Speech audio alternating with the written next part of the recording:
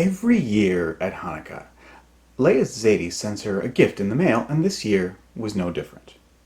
So when Leah went into her room that afternoon, there, at the end of her bed, was a box. And inside the box was a note and a tiny silver dreidel. The note read, "My dearest Leah, I'm sorry I couldn't be with you this year at Hanukkah. Please accept this magic wishing dreidel. I hope it brings you joy." But on the back of the note it said, "Be careful, because wishes are like seeds. You're never really sure what you've got until they start to grow." Now, Leah had played dreidel before, and she knew that if you spin and it lands on a gimmel, like that one, you win all of the money. And if it lands on a nun, you get nothing. And if it lands on hay, you get half. And if it lands on shin, you give one away. The problem was she had no idea what that had to do with making wishes. But she took the dreidel and she gave it a little spin on her desk. And it landed on hay. She looked around and she said, "I wish for some ice cream?" Poof! Just then a bowl appeared on her desk, and inside was exactly half a scoop of ice cream. She was shocked. Eating up the ice cream, she looked around and wondered what else she could wish for. She spun the dreidel again and it landed on gimmel, and she said, "I wish my homework was done." Poof! All of a sudden the book on her desk flips open and her pen dances across the page all by itself, and in no time flat, her homework was done, and done correctly.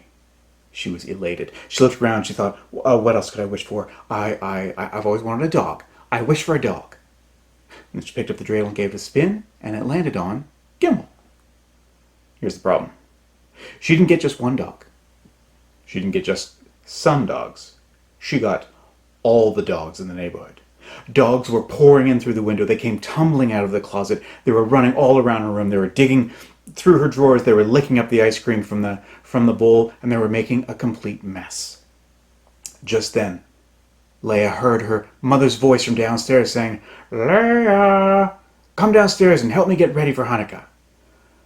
Leah didn't know what to do. She tried pushing some of the dogs back into the closet or shoving them out the window. She took 2 small dogs and put them in her backpack, but there were just so many. So she slowly fought her way to the door, and she slipped out into the hallway and slammed the door shut before any dogs could escape.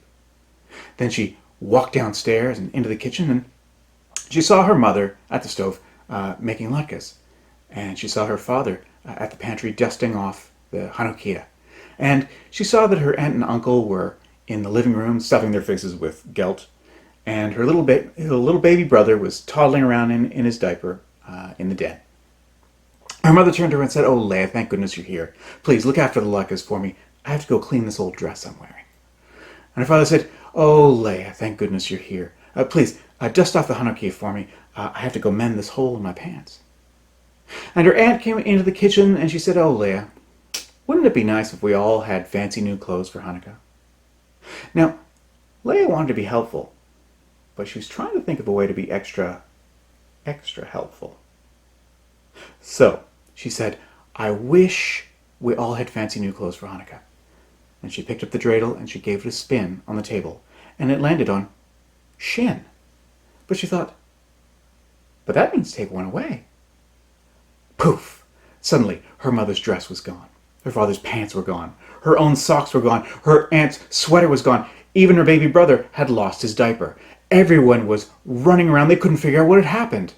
And just when Leah thought that things could not get any worse, she heard a terrible sound. It was a rumbling from upstairs. The smells from the kitchen were so delicious. The dogs couldn't take it anymore, and they came pouring out of her room and tumbling down the stairs in a giant slobbery avalanche. They were knocking over chairs and tables. They ran into the kitchen. They were eating all the latkes. Leah's baby brother was riding one right out the door.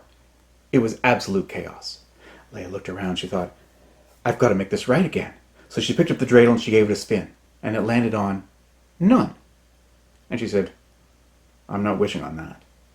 She spun it again and it landed on shin. And she said, I'm not wishing on that. She spun it one more time and it landed on gimmel. And she said, I will definitely wish on that. And she said, I wish Everything was back just the way it was. Poof!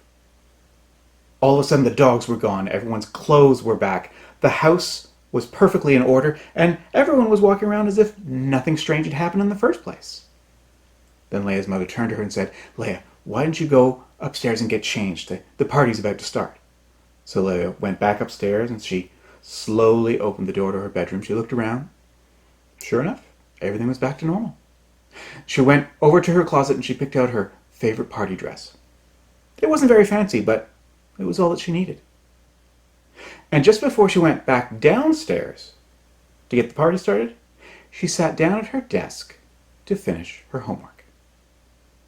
And that's the end of the story.